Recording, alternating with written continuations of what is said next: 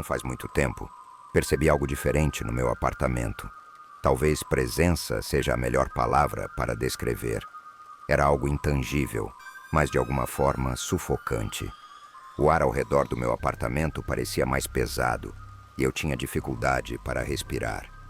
Todas as noites, enquanto tentava dormir, sentia que estava sendo observado, abrindo os olhos constantemente durante a noite. Até tomei alguns comprimidos para dormir, mas pareciam não fazer efeito. Tentei ir ao médico, mas ele só me receitou alguns medicamentos para o estresse e remédios para dormir mais potentes. Semanas se passaram assim. Consultei um psicólogo, mas tudo o que ele dizia era para tentar relaxar mais e continuar com os remédios para o estresse. Acabei parando de ir, pois estava ouvindo a mesma coisa repetidamente e sentia que minha vida estava em um ciclo sem fim. Não conseguia ficar acordado no trabalho, o que estava afetando meu desempenho. Eu não podia perder meu emprego. Era a última coisa que queria que desse errado. Mas estava piorando. Agora não só sinto que estou sendo observado, como juro que algo me tocou na noite passada. Algo frio e áspero ao toque. Entrei em pânico e olhei ao redor do quarto, mas não vi nada fora do lugar. Isso se repetiu todas as noites. Sentia-me tocado e observado diariamente até uma noite. Minha única companhia fiel durante esse período foi meu cachorro, Max. Ele era um labrador preto, sempre alegre e cheio de energia. Mas ultimamente até ele parecia inquieto, latindo para cantos vazios e se recusando a entrar no meu quarto. Encontrei a fonte da minha dor e pesadelos. Como todas as noites, sentia que estava sendo observado, mas desta vez, enquanto dormia de lado, abri os olhos e o que vi me chocou até o âmago. Era um rosto, mas estava de cabeça para baixo. Seus olhos estavam onde a boca deveria estar, e a boca estava no topo da testa, com um enorme buraco na lateral posicionado verticalmente, com mechas estranhamente colocadas de cabelo. Seu pescoço era longo, provavelmente uns 90 centímetros, e essa criatura apenas encarava. Então percebi que ele estava me segurando lentamente com seus braços, que eram mais longos que seu pescoço, e pareciam sair do lado do colchão. Tentei me levantar, mas ele era mais forte que eu. Gritei e chorei desesperado. De repente percebi que o teto parecia estar mais longe de mim. Eu estava afundando. Minha visão ficou turva, e todo o quarto estava envolto numa aura de sede de sangue. Lentamente eu estava sendo descido para sabe-se lá onde. Juro que essa criatura estava sorrindo para mim, mesmo com seu rosto distorcido. E então um boa noite fraco, mas agressivo, saiu, depois escuridão. Acordei suando frio, ainda no meu quarto, mas algo estava diferente. A presença estava mais forte, quase palpável. Levantei-me e fui até a sala, onde encontrei Max deitado no chão. Ele estava imóvel, seus olhos vidrados olhando para o nada. Meu coração parou por um momento. Max estava morto. Ele tinha marcas de mordidas pelo corpo, como se algo selvagem o tivesse atacado. Lágrimas encheram meus olhos enquanto abraçava seu corpo inerte. Era como se uma parte de mim tivesse sido arrancada cruelmente. Chamei um veterinário para buscar o corpo, mas não consegui explicar o que realmente havia acontecido. As noites seguintes foram ainda mais terríveis. A criatura não apenas me observava, eu podia ouvir sussurros à noite, vozes distorcidas dizendo meu nome. Minha sanidade estava desmoronando rapidamente. Tentei todas as formas possíveis de proteger o apartamento. Crucifixos, sal grosso, orações. Nada parecia funcionar. A presença apenas ficava mais forte. Desesperado, comecei a pesquisar sobre fenômenos sobrenaturais. Descobri que minha situação não era única. Outras pessoas haviam enfrentado algo semelhante, mas suas histórias terminavam em tragédia ou desaparecimento. Uma noite, enquanto revisava meus arquivos de pesquisa, encontrei uma carta antiga escondida entre os papéis. Era de um antigo morador do meu prédio, datada de 1923. A carta descrevia uma entidade que assombrava o lugar, alimentando-se do medo e da dor dos inquilinos. O morador descrevia a criatura exatamente como eu a via: o rosto de cabeça para baixo, o pescoço longo e os braços grotescamente estendidos. A carta terminava com um aviso: a entidade não pode ser derrotada por métodos convencionais. Ela se fortalece com a presença de animais e crianças. O único jeito de se livrar dela é sacrificar o que mais ama, ou deixar o apartamento para sempre. A ideia de sacrificar algo ou alguém me horrorizou. Mas a outra opção, deixar o apartamento, parecia ser a única solução viável. Decidi que fugiria naquela mesma noite. Arrumei minhas coisas rapidamente, colocando o essencial em uma mala. Ao sair pela porta, senti um calafrio percorrer minha espinha. A presença estava atrás de mim, eu sabia. Corri pelas escadas. Não queria esperar pelo elevador. A cada passo sentia como se algo estivesse me seguindo, cada vez mais próximo. Quando finalmente cheguei ao térreo, olhei para trás e vi a criatura parada no topo da escada, me observando com aqueles olhos invertidos. Corri para fora, sem olhar para trás. Encontrei abrigo na casa de um amigo. Não expliquei os detalhes, apenas disse que precisava de um lugar para ficar por algumas noites. Ele concordou, mas me olhava com preocupação. Tentei dormir, mas os sussurros não paravam. Senti a presença mesmo fora do apartamento, como se tivesse me seguido. Na manhã seguinte, recebi uma mensagem de um número desconhecido. Era uma foto do meu apartamento. A criatura estava na janela, sorrindo para a câmera. A mensagem dizia: "Você não pode fugir." Aterrorizado, decidi que precisava resolver isso de uma vez por todas. Voltei ao apartamento na manhã seguinte, armado com todos os artefatos de proteção que consegui encontrar. Sal grosso, crucifixos, amuletos. Entrei no lugar e imediatamente senti a presença. Era ainda mais sufocante do que antes. Fui até o quarto e a vi. A criatura estava deitada na minha cama, como se estivesse esperando por mim. Ela se levantou lentamente, os olhos fixos nos meus. Com um esforço tremendo, comecei a espalhar sal ao redor do quarto, recitando orações que havia aprendido. A criatura começou a se contorcer, gritando de dor. Mas seus gritos se transformaram em risos. "Você acha que isso vai funcionar?" disse a voz, agora claramente feminina e distorcida.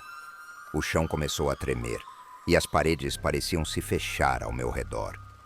Senti meu corpo ser puxado para o chão, como se mãos invisíveis estivessem me arrastando. Lutei, mas era inútil. A última coisa que vi antes de perder a consciência foi o sorriso distorcido da criatura. Lá pelo fim de 2015, meu avô faleceu de câncer. Foi um baque para todos nós, mas do jeito que ele viveu a vida do jeito dele, ele também escolheu como partir. Em vez de buscar tratamento, ele avisou aos filhos que ia voltar para sua casa antiga na cidade, aquela casa velha que ficou esperando ele por tanto tempo. Ele morreu lá, e nós o enterramos naquela cidadezinha. Semana passada, enquanto estava na cidade, lembrei de uma das histórias que meu avô sempre contava. Ele só teve 2 encontros com o sobrenatural na vida, mas, segundo ele, foram mais que suficientes. Desde que comecei a ouvir e ler relatos de terror, tive a ideia de compartilhar isso. E agora, 3 anos e meio depois, finalmente me sinto forte para falar sobre meu avô e suas histórias. Meu avô passou a infância numa casinha de taipa, da qual hoje só resta uma marca no chão. Se a cidade já é pequena agora, imagina naquela época. Era só um punhado de casas espalhadas por uma planície cercada por montanhas. Quando a terra não dava para ser trabalhada, o pai dele ia para a cidade trabalhar na construção civil. Numa dessas vezes, a mãe do meu avô ficou cuidando dele, que tinha 7 anos, da irmã mais velha, de 9, e do irmão mais novo, que mal tinha 1 ano. É dessa época que vem essa história. O bebê, chamado Miguel, era fraco e vivia doente desde que nasceu. O parto quase levou ele e a mãe junto. Meu avô contava que demorou para ele e a irmã conhecerem o irmãozinho, que ficou 1 mês no hospital. Naquele período, O pai foi trabalhar na cidade, sabendo que ia demorar semanas para voltar. Abraçou o bebê e disse que o amava muito e que ele precisava ser forte, porque cada vez que saía, poderia ser a última vez que o veria.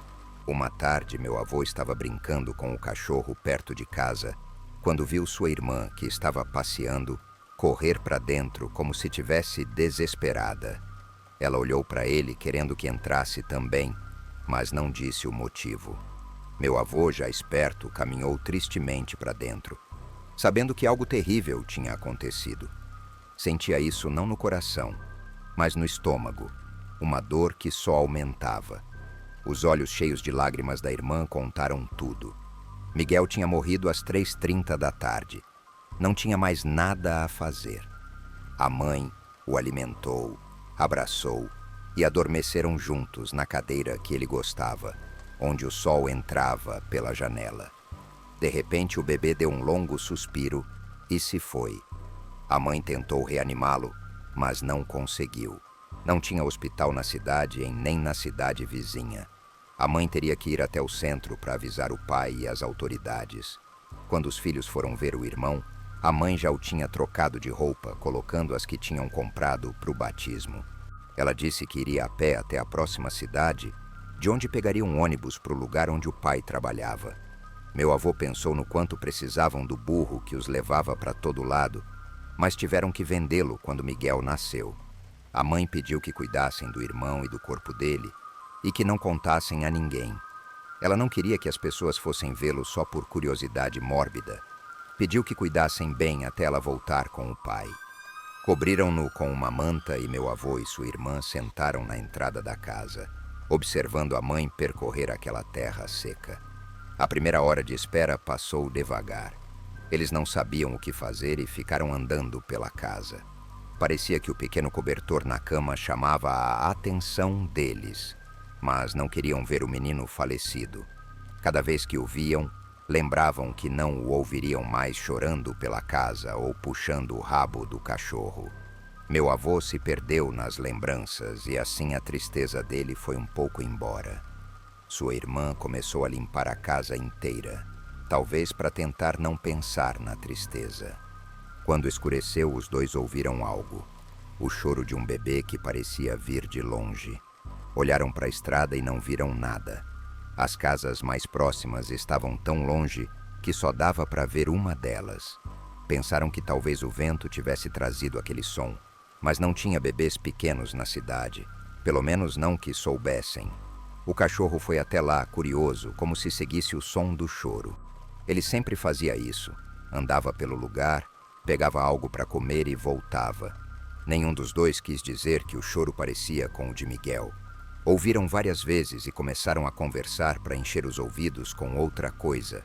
Na hora do jantar, a irmã do meu avô sentou na cadeira que ficava de frente para a janela, para ver a entrada da casa. Eram quase 10 horas, mas talvez ela pensasse que a mãe, o pai ou o cachorro voltariam logo.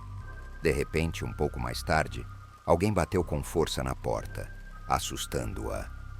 Onde moravam, não batiam na porta, gritavam lá de fora.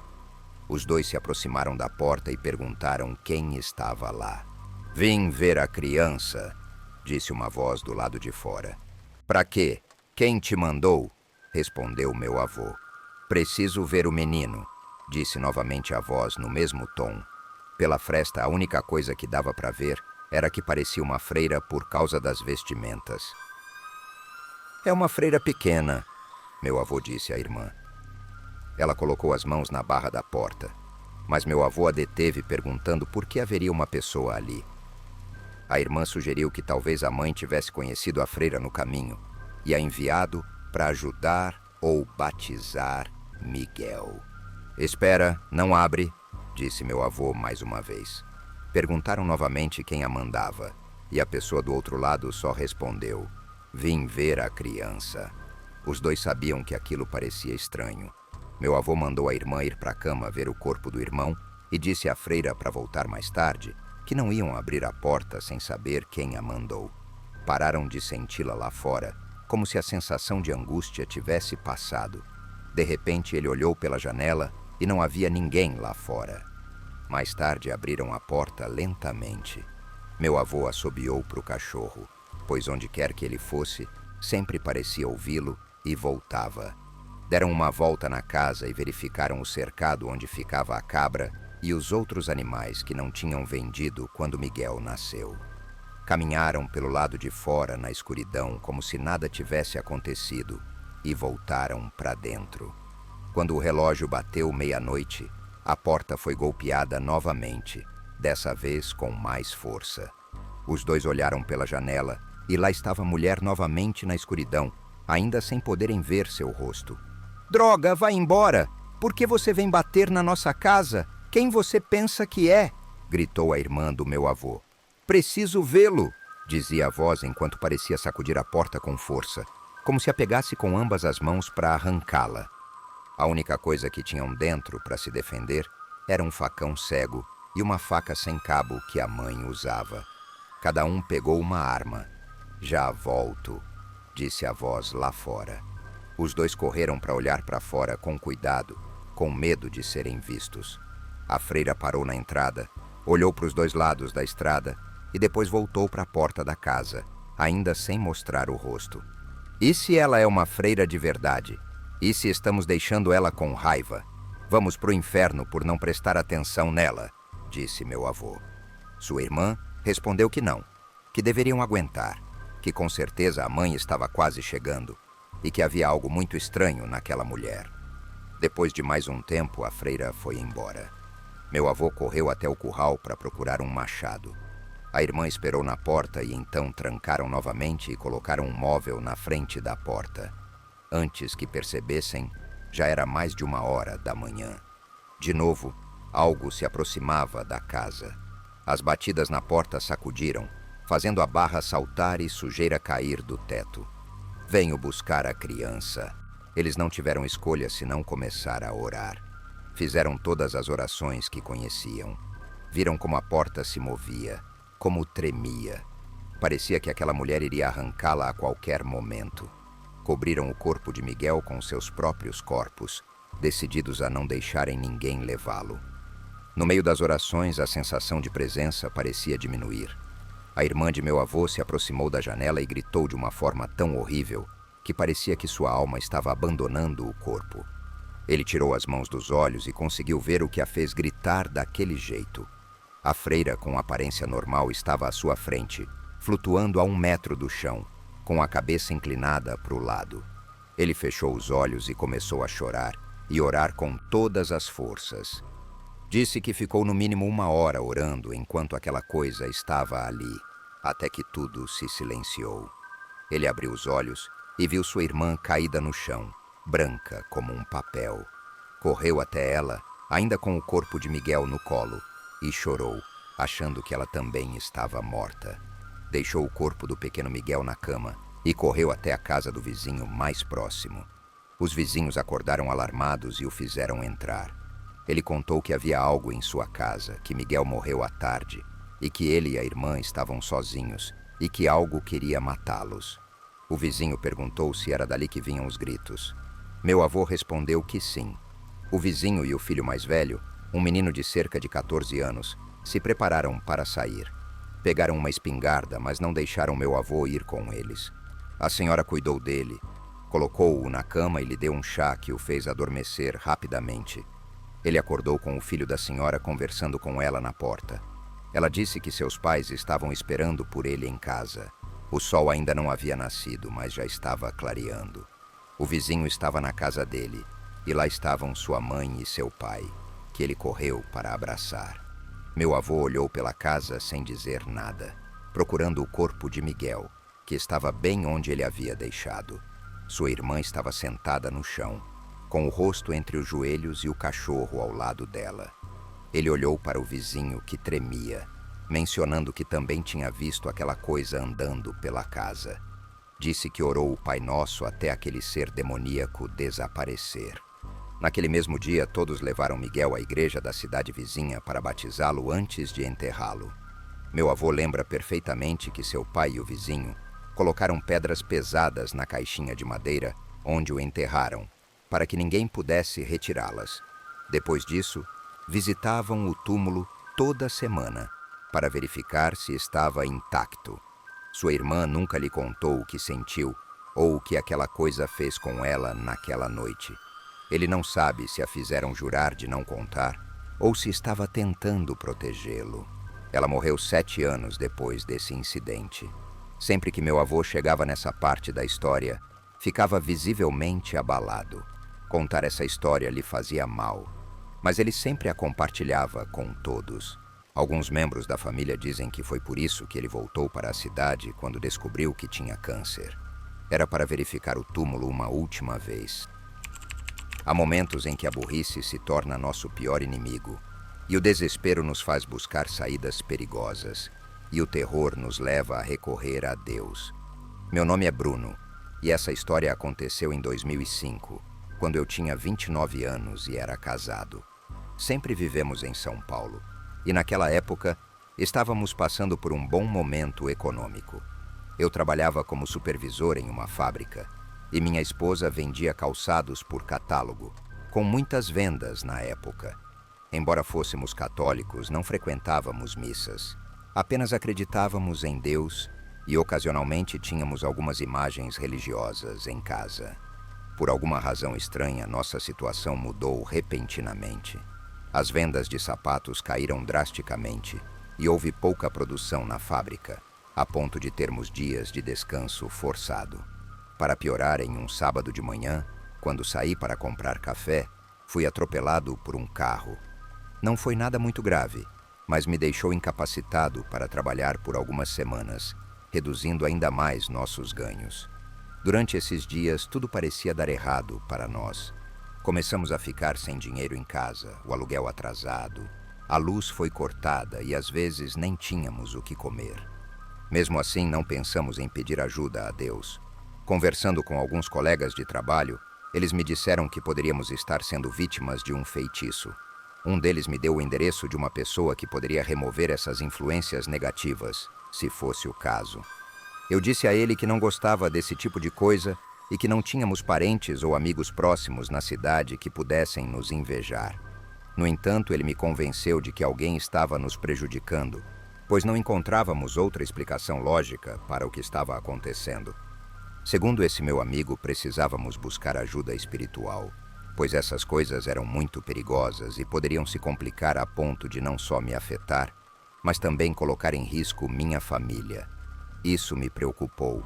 E mesmo que eu e minha esposa não acreditássemos, decidimos ir ver essa senhora, esperançosos de que ela pudesse nos ajudar, pois a situação em casa estava se tornando bastante difícil. Eu admito que esperava ver uma mulher de aparência sinistra, idade avançada, vestida de preto em uma casa escura e cheia de teias de aranha. Para nossa surpresa, foi exatamente o oposto. Ela não morava em uma mansão, mas a casa era muito grande, e ao entrar, percebemos o cheiro de incenso e cera queimada, além de uma decoração um tanto estranha, com destaque para as velas negras. A primeira coisa que ela nos perguntou foi se acreditávamos no mal e na bruxaria. Respondi que sim, para que ela nos atendesse. Então começamos a conversar e, depois de um tempo, ela mudou sua expressão e nos analisou. Ela passou um ovo de galinha e algumas ervas ao redor de nós. Para mim, ela deu um copo com água e pediu que eu fizesse gargarejos e devolvesse a água ao copo. Depois de observar, ela afirmou que, embora estivéssemos desprevenidos, não estávamos sob nenhum feitiço, mas havia a possibilidade de nossa casa estar sendo alvo de alguma intervenção. Ela nos perguntou se coisas sobrenaturais estavam acontecendo na casa, mas dissemos que não. No mesmo dia, ela nos acompanhou até nossa casa para investigar. Quando chegamos lá, a feiticeira não entrou imediatamente. Apenas caminhou ao redor do quintal e depois entrou, fazendo coisas estranhas. Ela procurou debaixo das camas e até cheirou o ambiente. Depois de muitas perguntas, balançou a cabeça e falou que a casa não tinha nada de errado. Estava limpa de qualquer trabalho de bruxaria. A mulher nos assegurou que poderia ser outra coisa, mas não seria bruxaria. Naquele momento, ela nos benzeu novamente com algumas pedras estranhas, fez algumas orações e explicou para minha esposa como colocar algumas plantas para afastar o azar e as más vibrações. Tudo isso era para a proteção não só nossa, mas também da casa e do nosso cachorro. Foi tudo o que ela pôde fazer por nós. A mulher repetiu novamente que não havia um feitiço real. Quando ela se foi, ficamos um pouco mais tranquilos ao saber que o que estava acontecendo não tinha nada a ver com coisas assombradas e paranormais, porque isso me assustava um pouco. Talvez fosse apenas uma má fase. Conforme as coisas pioraram, fui dominado pelo medo e desespero. Comecei a pedir dinheiro emprestado e a estourar os cartões de crédito. Logo me vi cheio de dívidas. Um dos meus colegas, ao notar minha preocupação, disse que sabia quem poderia me ajudar. Concordamos em sair do trabalho juntos e ele me levaria a um lugar próximo. Terminamos o expediente e fomos de carro para esse lugar. Começamos a passar por ruas desconhecidas para mim.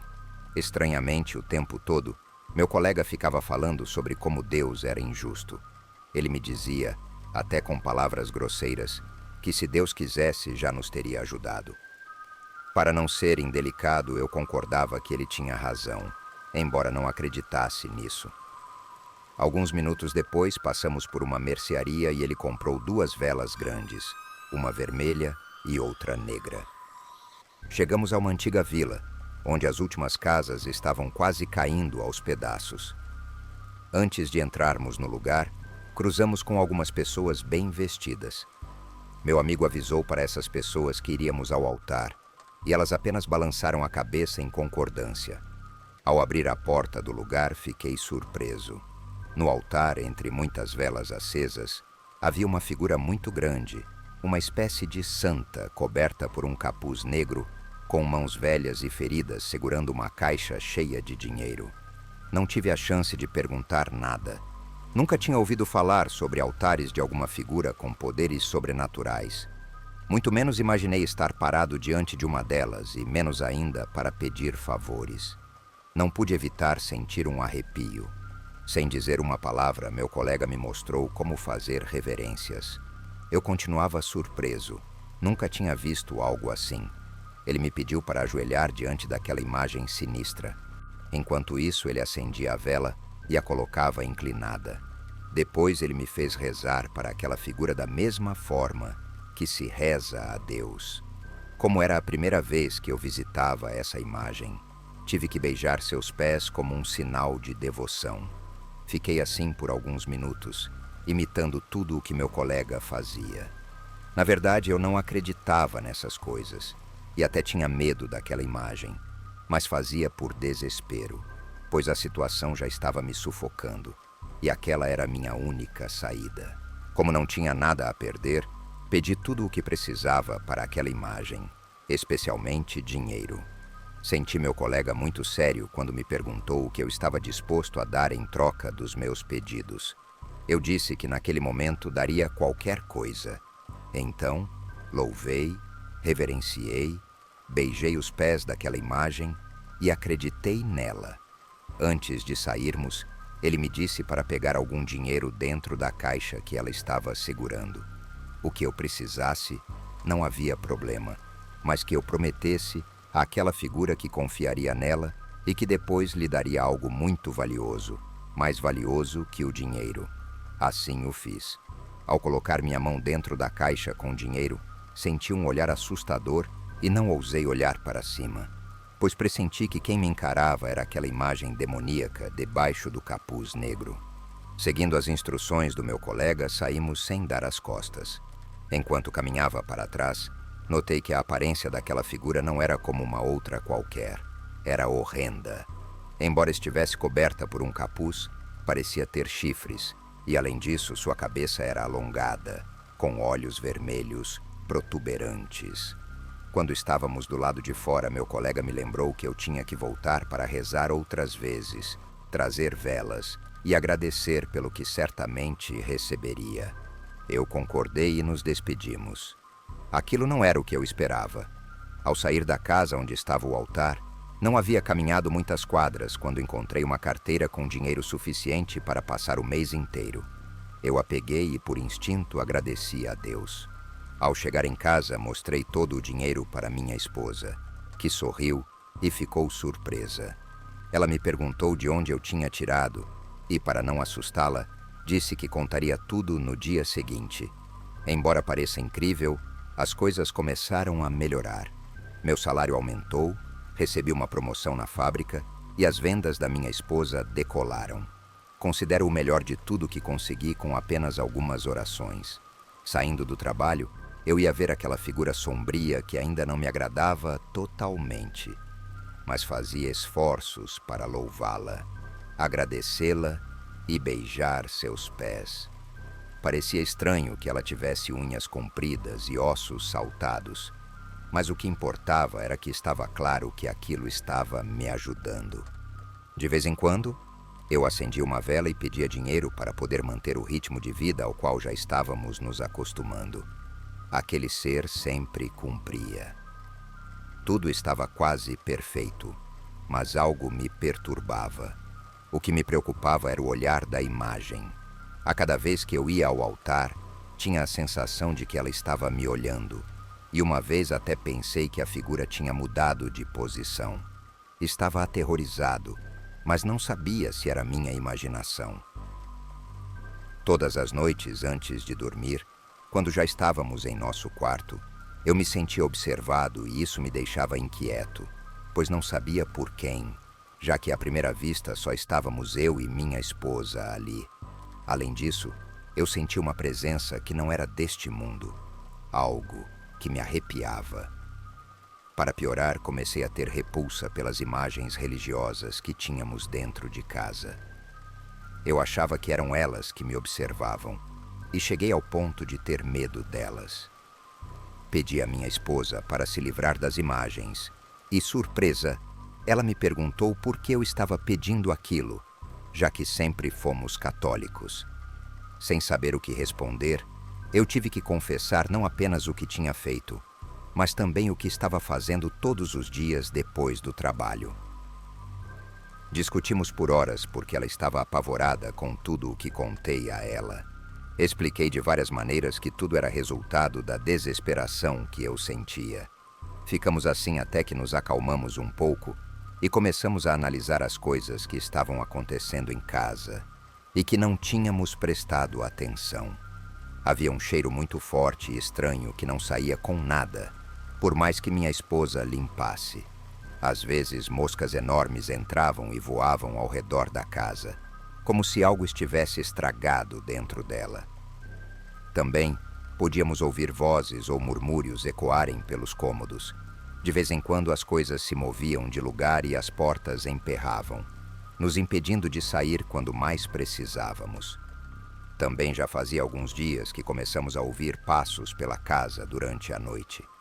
Além disso, sentíamos uma presença estranha, pesada, algo maléfico, demoníaco. Embora isso assustasse minha esposa, não me afetava tanto. Quando as coisas pioraram em relação às manifestações sobrenaturais, falei com o colega que me havia levado até aquela imagem. Perguntei o que poderia estar fazendo de errado, porque, embora tudo estivesse bem economicamente, parecia que alguém ou algo queria tomar posse da minha casa. Falando em um tom de advertência, ele me disse que eu tinha que esquecer completamente Deus, parar de agradecer por qualquer coisa, porque quem estava me ajudando não era Deus. Nervoso, eu disse que estava tudo bem porque senti que ele tinha um pouco de razão. Eu lhe disse que em algumas semanas me acostumaria a rezar para aquela imagem santa e a venerá-lo como ela merecia. O que ouvi naquele dia nunca mais saiu da minha cabeça. Com um sorriso no rosto, ele me disse que eu não tinha rezado para nenhuma santa. A figura que eu tinha estado venerando e pedindo coisas todo esse tempo era o demônio. Sem reação, eu travei naquele instante, não consegui dizer nada. Fiquei mudo por alguns segundos. Parecia incrível para mim. Além disso, eu não imaginava que algo tão aberrante e macabro pudesse existir. Ao perceber minha expressão de incredulidade, ele me pegou pelo colarinho e me levou até a presença daquela figura. Ele puxou o capuz da figura e eu confirmei o que já havia percebido. Aquela terrível imagem tinha chifres, além de grandes órbitas vermelhas. Seu pescoço era mais longo do que o normal, Eu não tinha prestado muita atenção, mas alguns caninos sobressaíam de sua boca e seus braços eram desproporcionalmente longos em relação ao corpo. O mais terrível de tudo é que aquela imagem parecia real, parecia ter vida. Eu sentia a sua presença, sentia ela me olhando, podia jurar que eu sentia até a respiração daquele ser.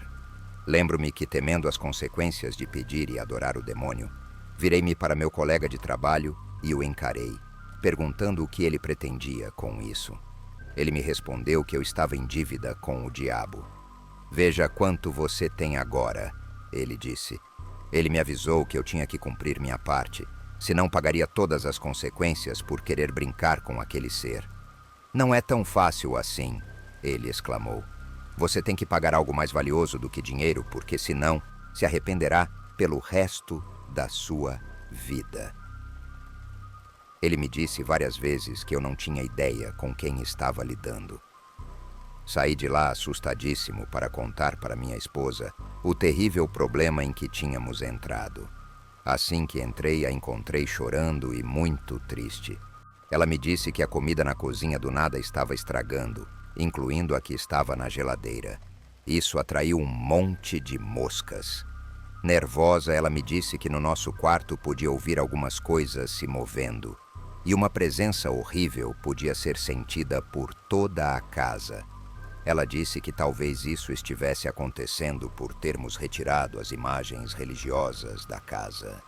Minha esposa ia começar a rezar, mas eu pedi que ela esperasse um pouco. Eu contei a ela que a imagem para a qual eu rezava todas as noites não era de um santo ou santa de outra religião, mas sim do demônio.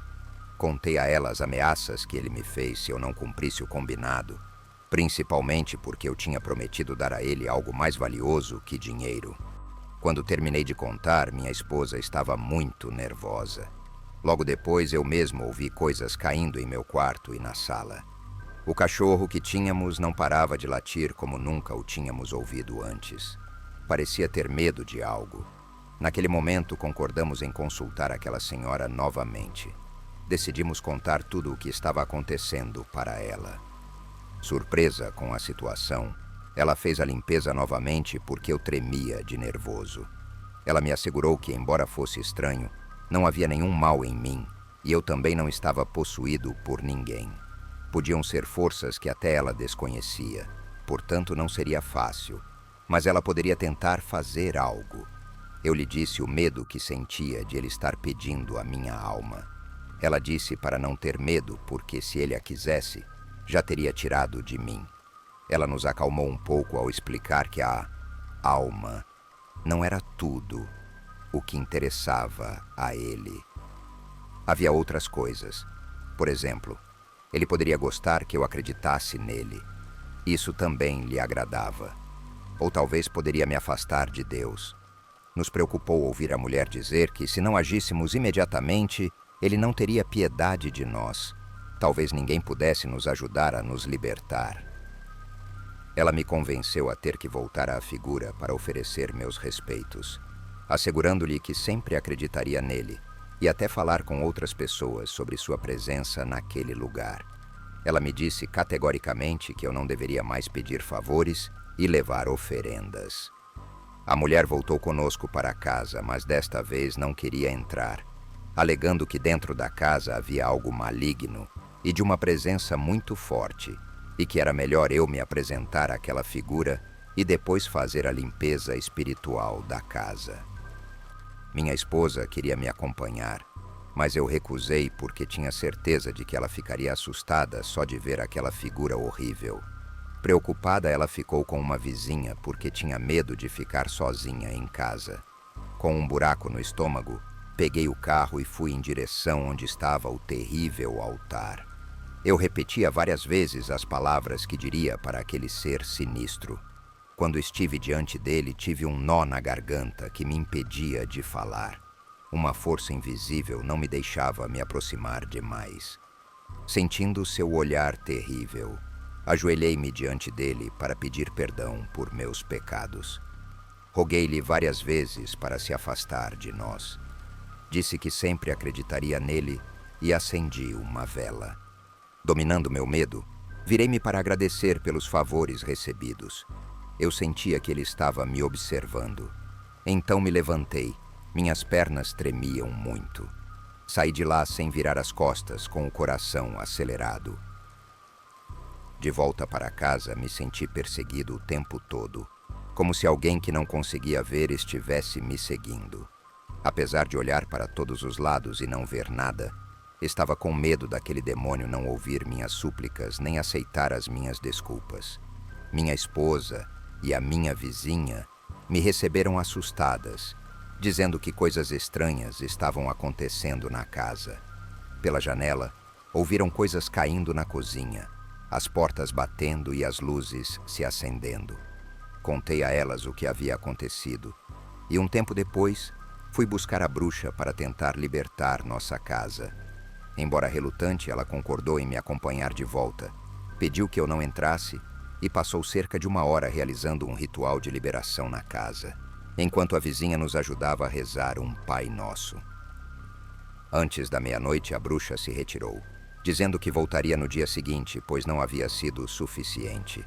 Ela nos deu a opção de dormirmos em outro lugar, porque coisas paranormais estavam acontecendo naquela casa. Além disso, o diabo poderia se fazer presente para nos punir por tentar expulsá-lo. Temendo o que poderia acontecer, recorremos a Deus e também pedimos abrigo à nossa vizinha, que felizmente nos aceitou pelo tempo que fosse necessário.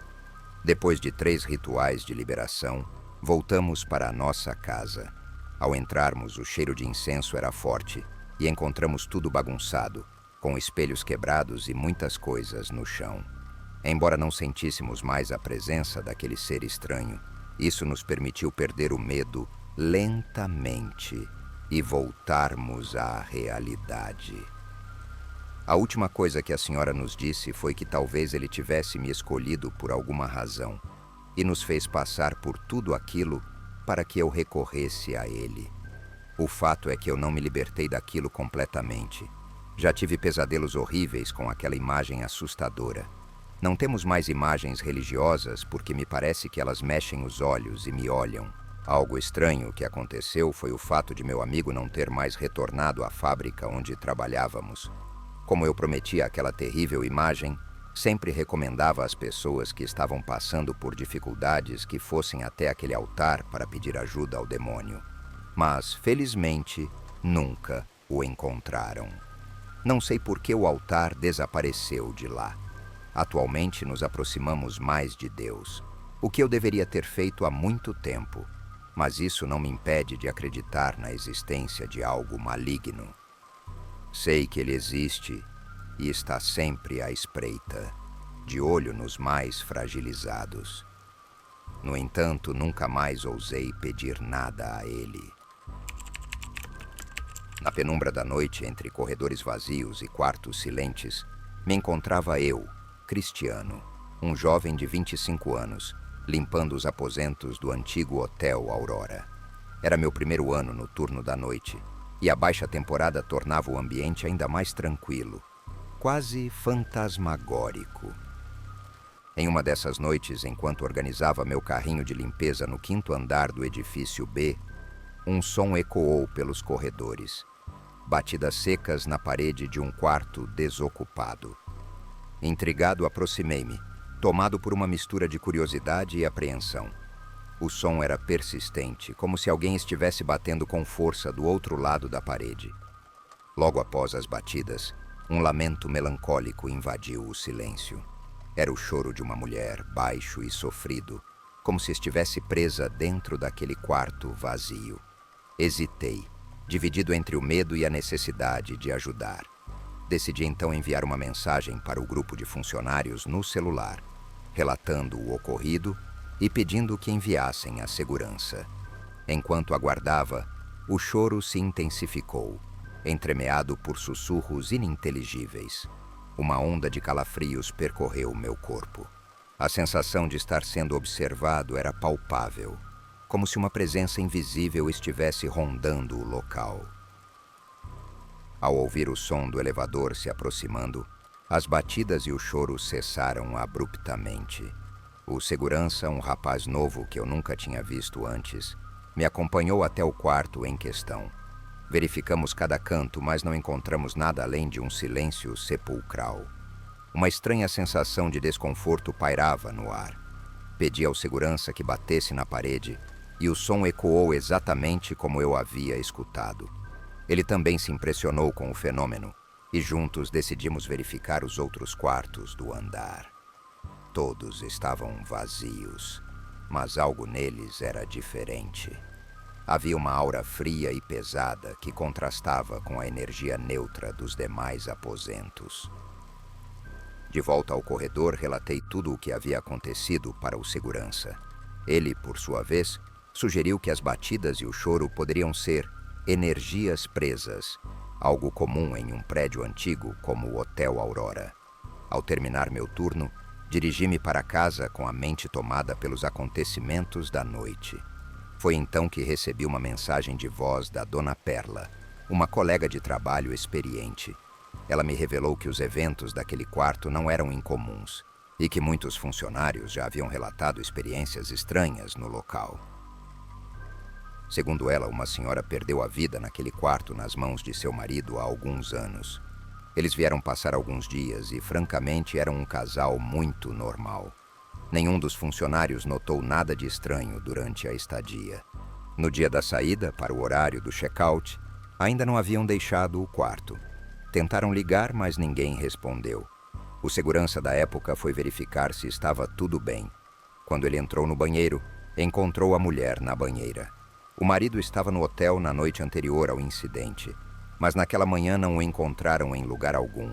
Não havia nenhum sinal dele. Senti minhas mãos tremerem enquanto segurava o celular, me perguntando se o que ouvi era daquela mulher. Perguntei a Perla se ela também havia experimentado algo assim. Ela respondeu que uma vez, ao limpar aquele quarto, ouvia batidas na porta do banheiro. Era como se batessem suavemente com os dedos.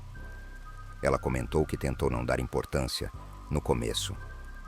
O edifício era antigo, então pensou que fosse devido à vibração, mas o som ficou cada vez mais insistente, até que ouviu como se dessem um tapa no vidro. Isso a assustou, e ela chamou a camareira que estava no quarto ao lado. Ela teve que acompanhá-la até terminar de limpar. Nunca tinha vivido nada assim antes, e lembrar dos golpes nas paredes me dava arrepios.